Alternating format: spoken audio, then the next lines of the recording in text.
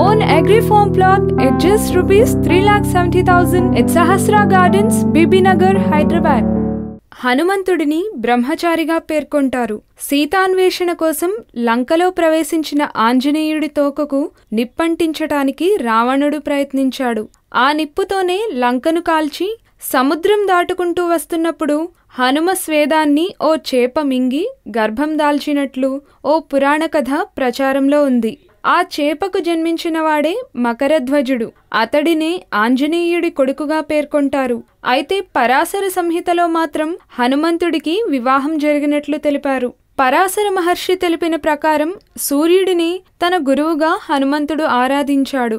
ఒక్క నవవ్యాకరణం తప్ప సూర్యుడి నుంచి సకల విద్యలు వేదాలను హనుమంతుడు అభ్యసించాడు.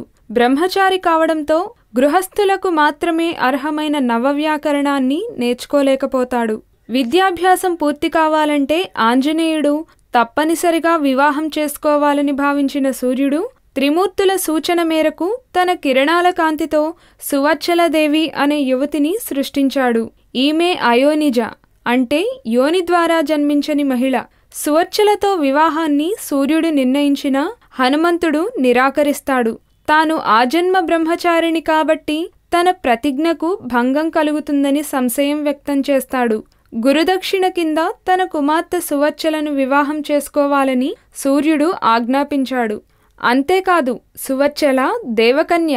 ఆమెను వివాహం చేసుకున్నా నీ బ్రహ్మచర్యానికి ఎలాంటి నష్టం జరగదు.